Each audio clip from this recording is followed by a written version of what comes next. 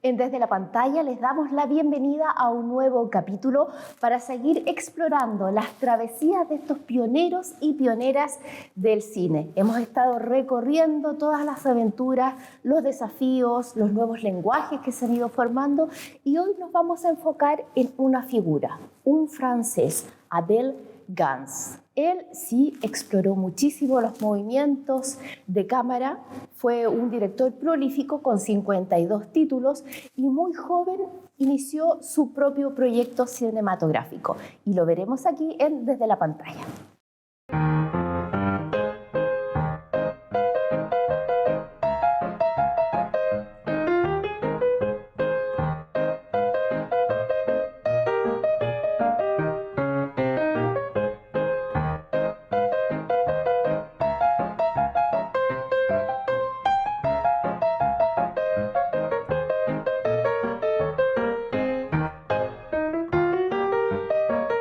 Nos trasladamos a Francia para conocer la trayectoria de un nuevo pionero.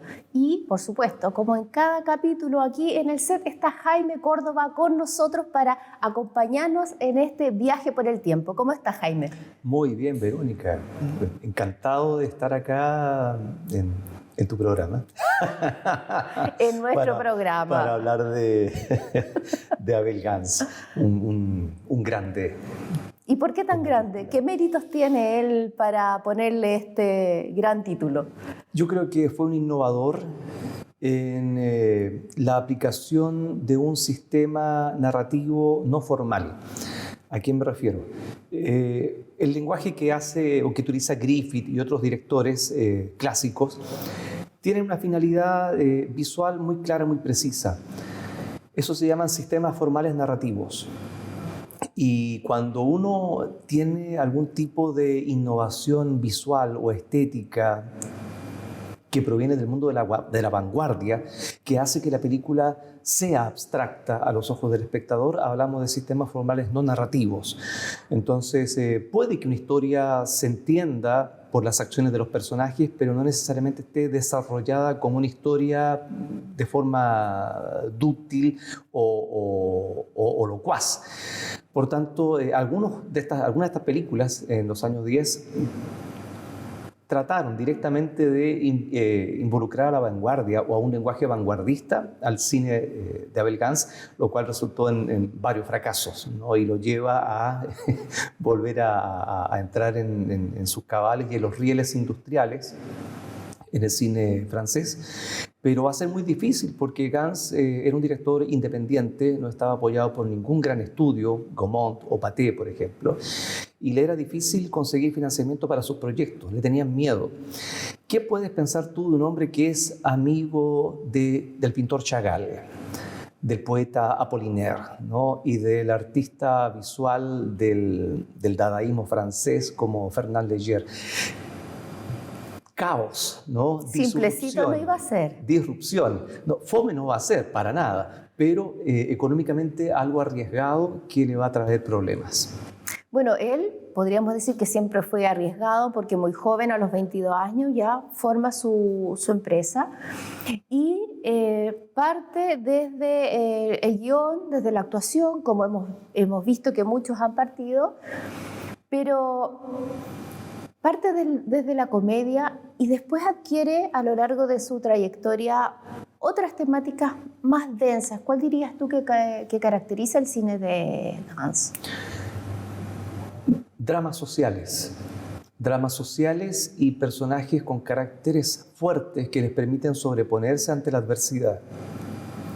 Gance fue hijo ilegítimo, no reconocido, o sea, ya viene con una herencia familiar donde él sabía que su padre no se iba a hacer cargo de él, y sus películas donde también están presentes los temas de la infancia y de la duda paternal, como vamos a ver en Mater Dolorosa, son parte de la influencia del carácter de Gance. De hecho, su apellido lo adquiere de su padrastro. Exactamente.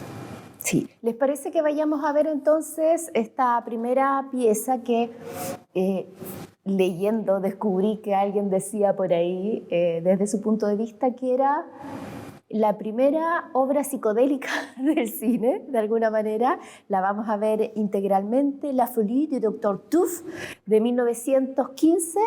Estamos ahora en el plano de la comedia, ¿cierto? Estamos comenzando, partimos graciosos, aunque después nos pongamos un poquito más densos con el paso del tiempo, pero vamos a ver este cortito, una comedia de Abel Gance.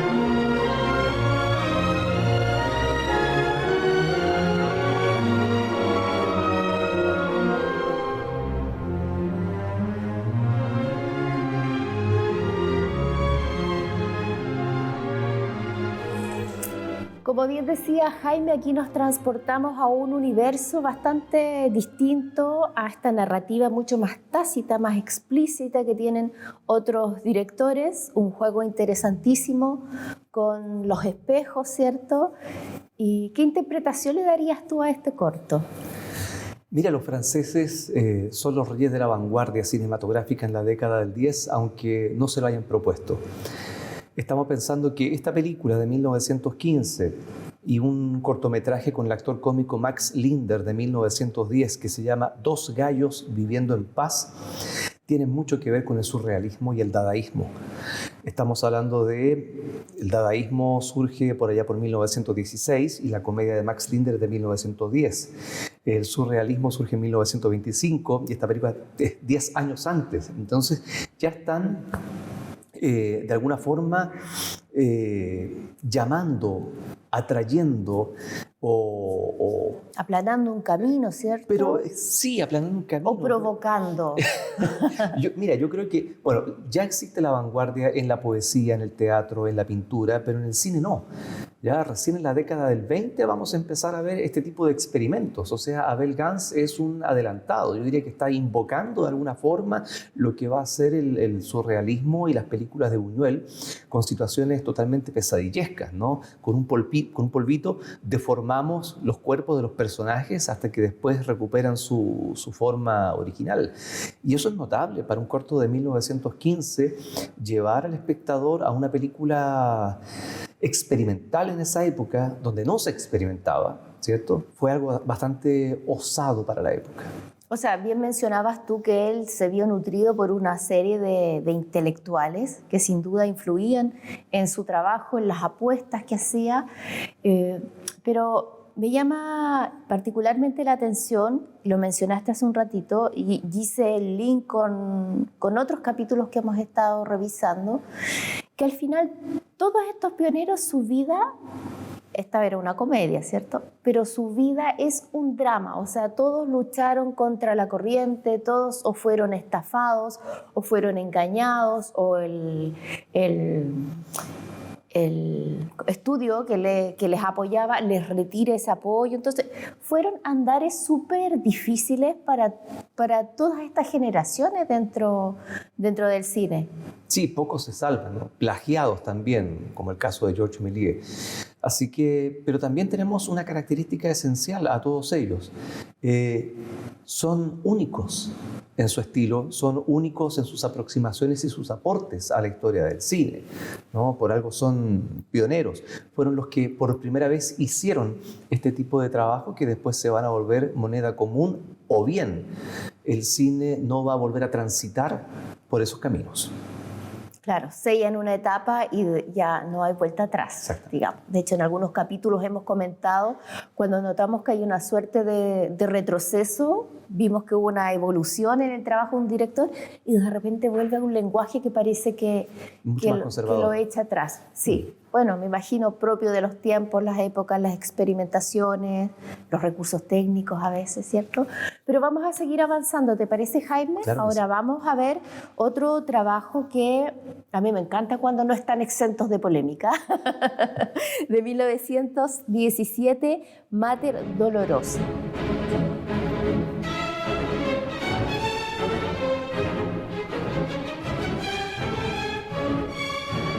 ¿Qué particularidad tiene esta historia, Jaime? Bueno, es un melodrama también de la alta burguesía, donde una mujer, ¿cierto?, Marta, que ahí va en el vehículo con su marido Gilles, que es un médico pediatra, muy severo, ¿cierto?, pero generoso con sus pacientes. Se ven muy contentos, de hecho. Ahí. Claro. Se ha enamorado del hermano de su marido, de su cuñado. Y accidentalmente ella toma un arma cuando lo va a ver por última vez, antes de separarse, y en un forcejeo ella se le sale un disparo y mata a su cuñado. El marido se entera de todo esto y empieza a dudar de la paternidad de su pequeño hijo, el pequeño Pierre. Entonces acá la lleva en un viaje prácticamente purgatorio para no solamente reconocer la muerte y aceptar la muerte de su amante y cuñado, sino también la separación de su pequeño hijo.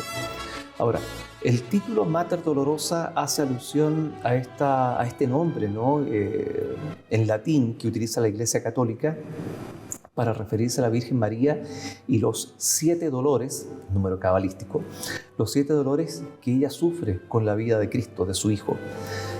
Acá también ella sufre la separación, causada por la incertidumbre de su marido, de saber si es o no el padre, o si su hermano muerto, ¿cierto?, en vez de ser su hijo, puede ser su sobrino.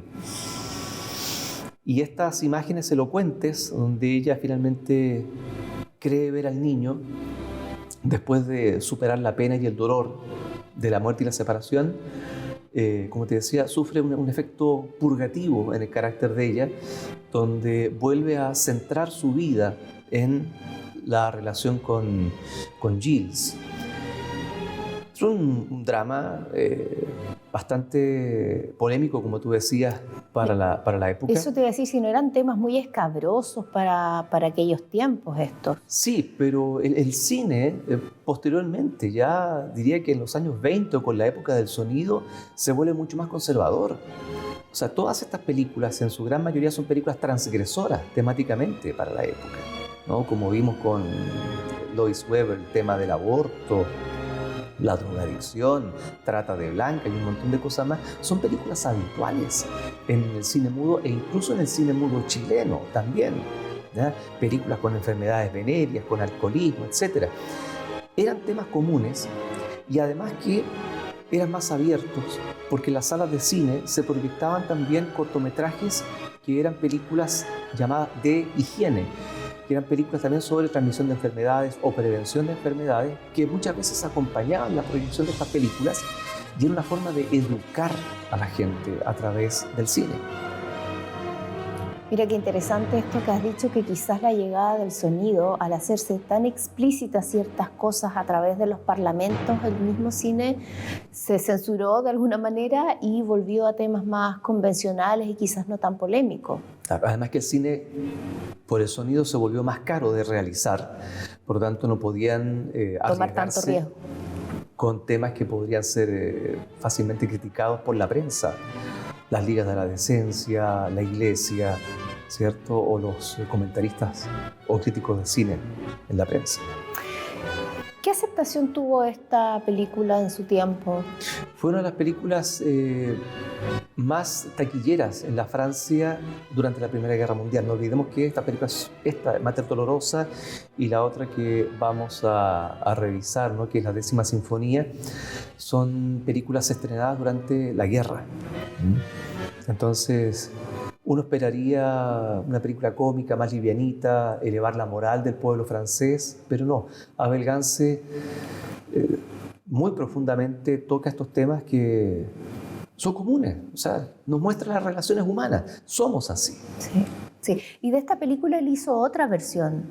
En la década del 30, una versión sonora, porque, claro, entra con varios problemas de financiamiento después de su Napoleón, que es un fracaso tremendo, y tiene que volver a realizar otra versión de Mater Dolorosa, Yo Acuso, que es otra película también del año 19 sobre las muertes de los soldados de la Primera Guerra Mundial. Antibelicista. Claro, y el remake que hace en los años 30 bien puede considerarse una película de terror con zombies, ¿no? Porque al final empiezan a levantarse todos los soldados muertos de debajo de la tierra en estado de descomposición, caminando frente a la cámara, y perfectamente eso calza dentro del cine de terror.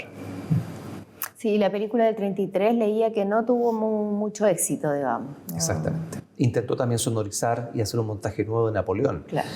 Y así se la pasa con proyectos inconclusos. Él era independiente, no había, una casa productora, digamos, un estudio detrás de él. Uh-huh. Sí, un difícil camino. Vamos a avanzar apenas un añito más para ver otro trabajo de él. Ya lo decías tú, que era la 10ª Sinfonía. ¿Con qué nos encontramos aquí? Nuevamente un drama social, nuevamente una relación sentimental con una mujer que ha terminado una relación empieza otra, pero su pasado la persigue. Dejamos atrás entonces todas las comedias y ya estamos absolutamente Totalmente en el drama. Vamos entonces.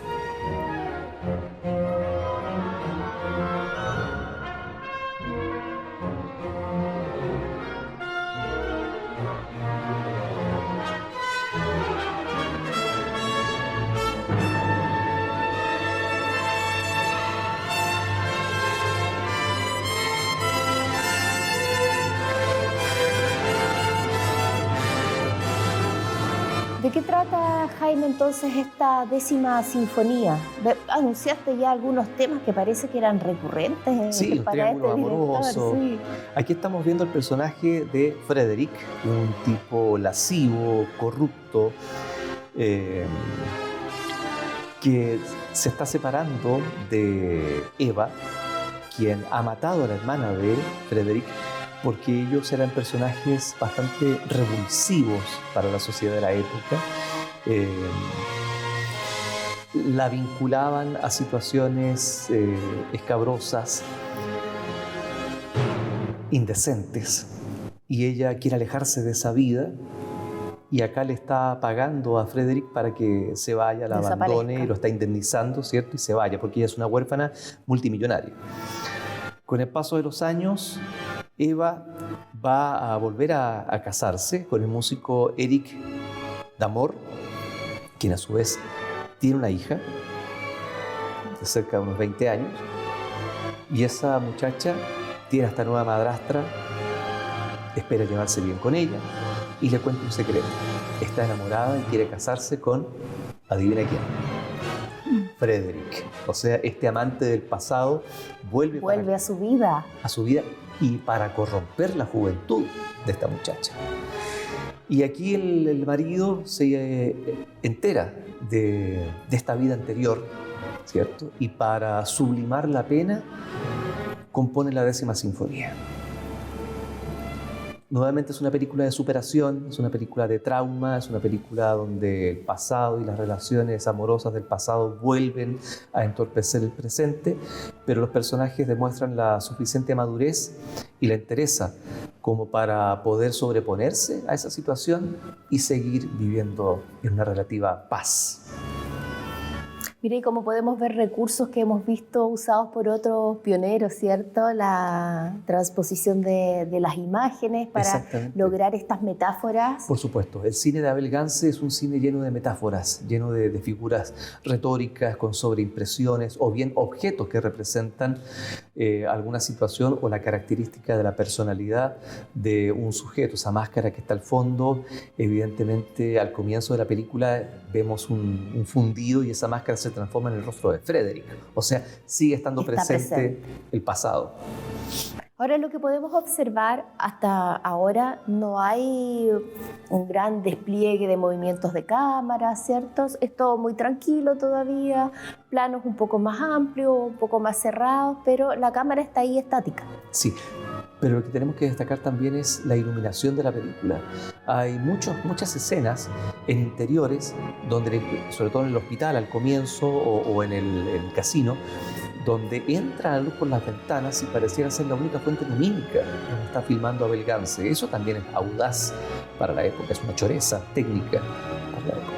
¿Y este material está accesible en las redes? O sea, sí. Si alguien gusta de ver la obra completa, no hay problema. No sé si la obra completa, pero sí las principales películas de Abel Gance. También está en YouTube La Rueda, que es una película del año 29, que originalmente también duraba unas 5 horas. Hoy día se encuentra prácticamente un tercio de la película. Napoleón, por ser quizás la más importante y la que ha sido restaurada recientemente, ha sido eliminada de YouTube. Hay que pagar en plataformas para poder verla, pero es una experiencia extraordinaria. Bueno, este es un director que nos va a traer sorpresas a medida que vamos conociendo su trabajo. Fue contemporáneo de Griffith. De hecho, Griffith conoció su trabajo en Jacuzzi Gans viaja a Estados Unidos, él y Mary Pickford tienen la oportunidad de ver su trabajo y en algún momento él también se puso a soñar en grande, ¿cierto? Y no solo en grande, sino en caro, en una producción gigantesca. Hubo algunas que tuvo que desechar porque tampoco encontró el apoyo que buscaba. Y va a aparecer un título de una figura muy relevante en la historia, ¿cierto? Que él, por cierto, admiraba, que va a ser Napoleón. Sí, figura recurrente. Hasta Chaplin quiso hacer una película sobre Napoleón. Ridley Scott, con el estreno reciente de su película, bastante malograda, diría yo, la versión soviética de La Guerra y la Paz, de Sergei Bondarchuk, el Napoleón también de otro cineasta francés, una película de 55, maravillosa, que nos cuenta la vida, entre comillas, picante, la vida íntima de Napoleón. Hay muchos aspectos que uno puede tomar de Napoleón. Por eso es que Abel Gance, consciente de eso, quiere realizar 6 películas sobre la vida de Napoleón. Aquí no hablamos de trilogías, no, eran 6. No, y de hecho la película Napoleón, de la cual vamos a ver unos fragmentos finales, originalmente duraba más de 6 horas y fue un fracaso, y Abel Gance se vio obligado a recortarla, a mutilarla.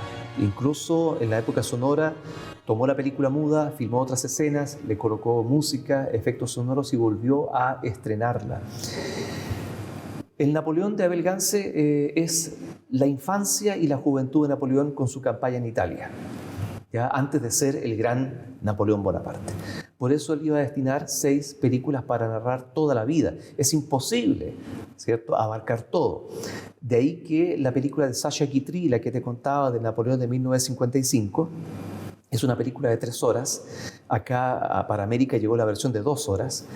Es una película episódica contada por un viejo general que fue asesor de él y nos cuenta la vida íntima. Entonces es otra forma divertida, irónica, sarcástica de conocer los altos y bajos de este personaje histórico. Pero es una propuesta donde uno sabe a lo que va, y no como la película de Ridley Scott, donde uno va a encontrarse con esta biografía, con caballos y peleas hechas digitalmente, y uno dice, no me satisface, no está el personaje realmente plasmado en la pantalla, porque yo creo que es inabarcable en una sola película. La Guerra y la Paz, ¿cierto?, la novela rusa, toma justamente el periodo ruso de Napoleón, punto, es muy específico. Waterloo también, de Bondarchuk, pero ir más allá e intentar crear un panegírico de la vida de este personaje en un solo film es imposible. Claro, es un abstract nomás, no, imposible en una película contar tanto y que el personaje logre evolucionar de una forma que se comprenda cómo es que llega a ser quien es. Sí. De ahí que Gans quería 6 largometrajes, no sé si serían los 6 de 6 horas, que sería el concepto como de la serie que tenemos hoy en día, claro, capítulos más cortitos, pero una película hecha en serie. El fragmento que vamos a ver corresponde a este primero y único de 1927, cuyo rodaje se demoró solamente 2 años. Exactamente. Y ojo, ha sido una película tan maltratada, no por el paso del tiempo, sino por las censuras o los cortes, que hay 19 montajes distintos de la película, desde las 3 horas 40 hasta las 7 horas, que es la última restauración que hizo la Cinemática Francesa hace algunos años y que es la que más se aproxima a la visión global que tenía Abel Gance en el estreno de su película. Cuando se estrena esta película, ¿cuánta gente llegó hacia el final de la película? No sé, no estuve ahí, no alcancé a entrar. ¿Te quedaste sin ticket? Me quedé sin entrada. Pero me imagino que una película tan larga, éxito de aquí ya no iba a ser, evidentemente. No. Se vio enfrentado a un fracaso, sí, rotundo. Tiene que haberse exhibido en 2 o 3 sesiones. Sí, pero no hay gente que aguante una película tan larga. Tan larga, perfecto. Vamos a ver entonces este fragmento. Jaime dice que son imágenes apoteósicas, maravillosas, así que nosotros nos vamos a quedar en silencio para que ustedes disfruten de este fragmento.